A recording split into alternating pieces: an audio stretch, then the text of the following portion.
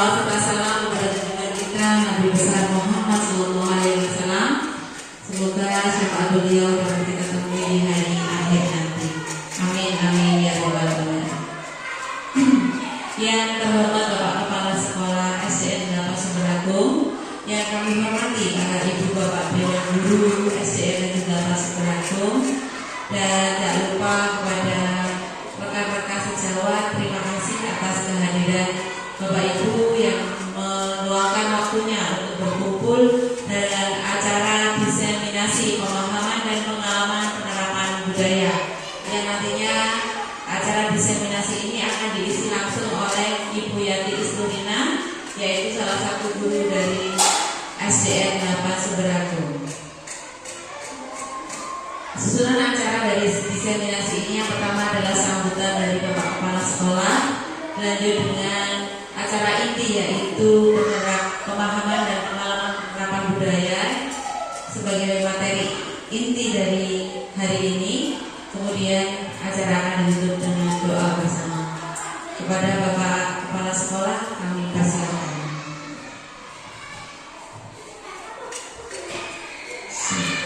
Assalamualaikum warahmatullahi wabarakatuh. Yang terhormat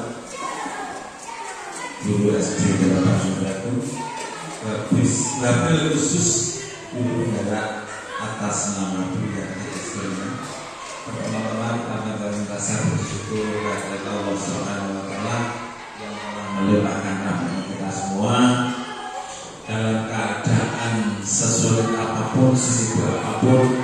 Kalau kita dimintai bergerak untuk melakukan sesuatu, kita harus siap dan membantu dengan harapan dia dapat melancarkan dan menerapkan, bahkan mencari ilmu pengetahuan yang berasal dari mentor yang dulu bergerak, sehingga saya sebagai kepala sekolah dan Bapak Ibu yang belum ikut jadi guru bergerak ikut tertular dari Bu Istornya, Bu Yati, yang tertular bukan penyakitnya saja, Bu ilmunya juga ikut tertular. Pada siang hari ini dia membahas namanya diseminasi pemahaman dan pengalaman penerapan budaya.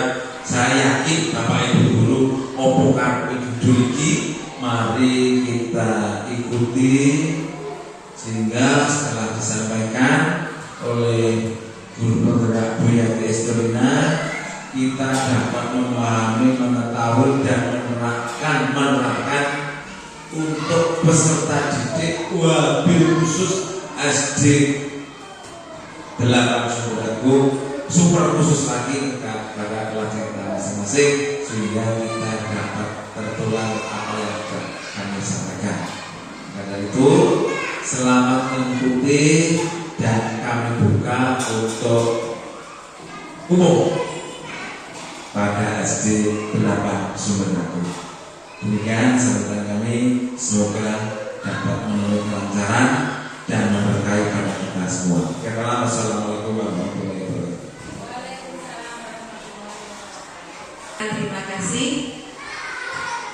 Meningkat ke acara selanjutnya yaitu materi inti kita pada hari ini, yaitu pemahaman dan pengalaman penerapan budaya. Kepada Ibu Yati Isturina kami persilakan.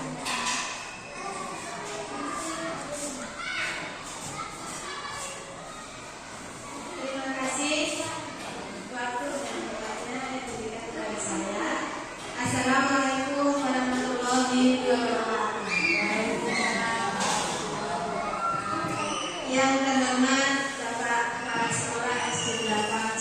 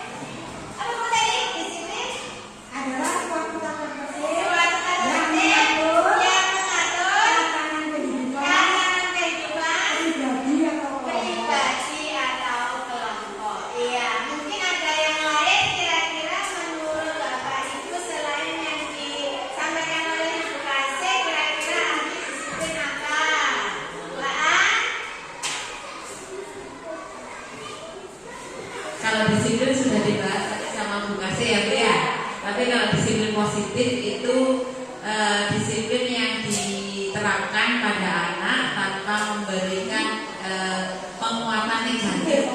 Contoh penguatan negatif itu adalah hukuman, terus cacian, terus bullying atau kegiatan antisosial. Seperti kadang kalau ada anak yang kadang-kadang di kelas itu adanya anaknya itu bangelke gitu ya.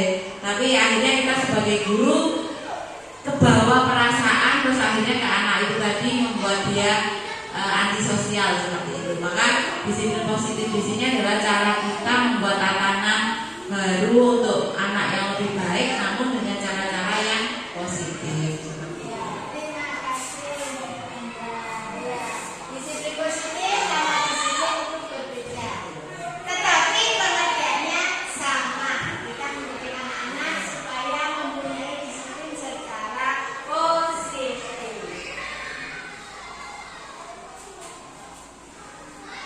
Nah, di sini ada pun beberapa arti dari disiplin positif.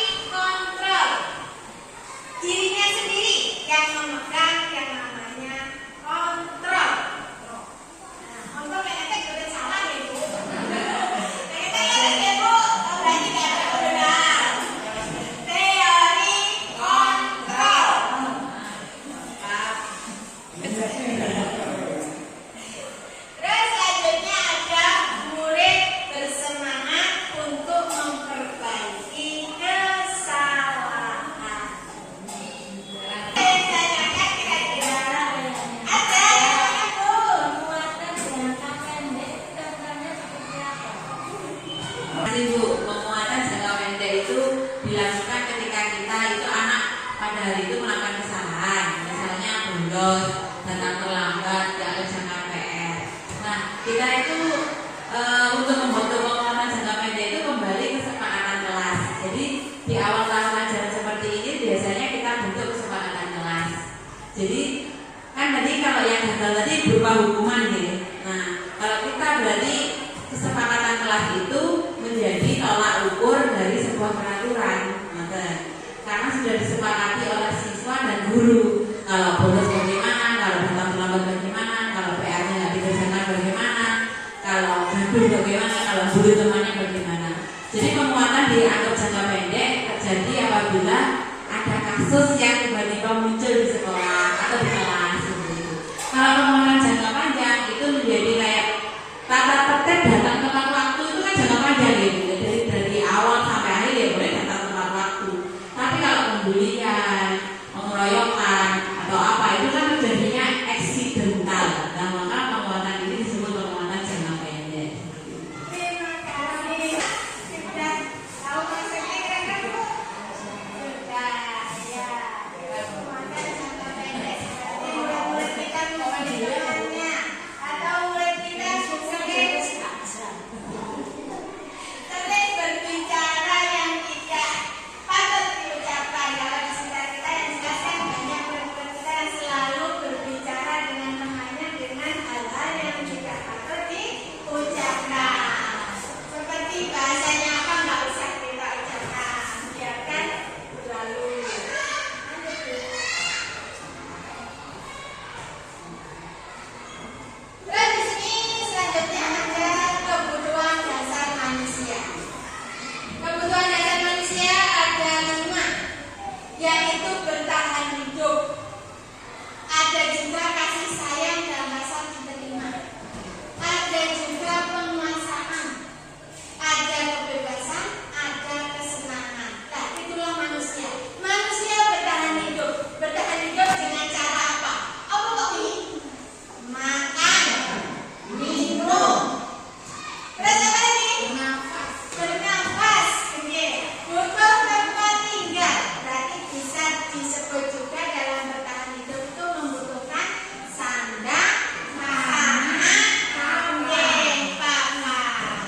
Terus yang kedua, rasa kasih sayang dan rasa diterima. Walaupun apapun yang terjadi, walaupun yang bagaimanapun, kita harus memberi kasih sayang kepada siapapun tanpa melihat status, tanpa melihat perbedaan segalanya.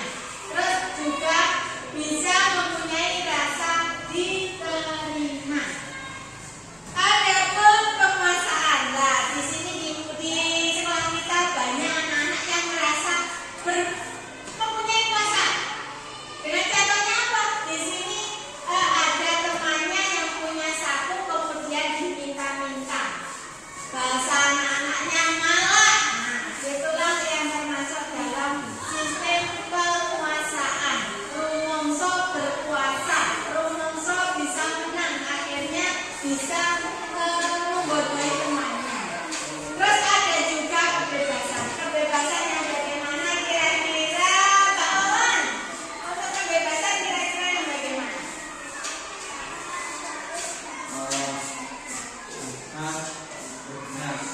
Bebas dalam berkreasi, ya. Terus juga kebutuhan dasar manusia ada yang merupakan kesenangan. Berarti anak-anak ini merasa senang dalam belajar, dalam bermain dengan teman, atau dalam memiliki sesuatu yang dia miliki. Merasa hal tersebut menjadi senang.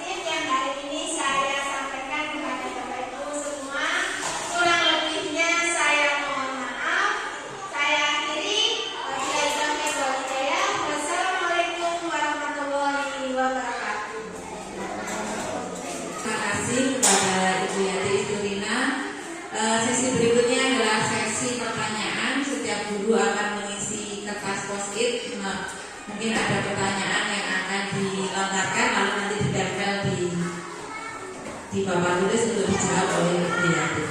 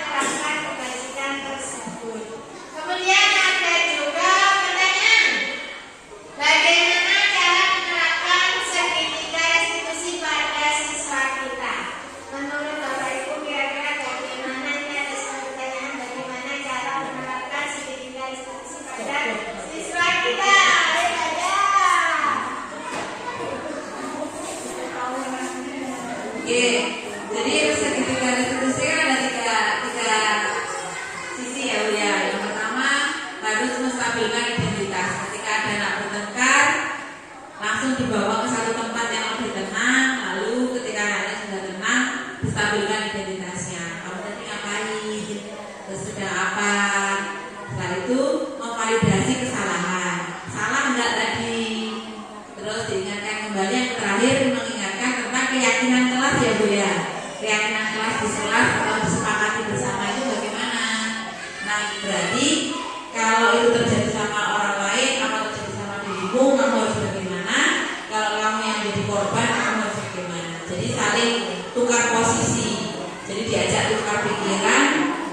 Jadi pertama divalidkan, stabilkan identitasnya, ditenangkan dulu. Yang kedua dicari titik kesalahannya, diberi pengertian bahwa setiap orang pasti melakukan kesalahan. Yang ketiga diajak untuk mengingat kembali keyakinan kelas. Itu bagaimana dia nanti sebagai korban atau sebagai pelaku seperti itu. Kemudian disepakati bersama cara untuk konsekuensi atau restitusi yang didapatkan dari sebuah perbuatan. Ngerti Ibu?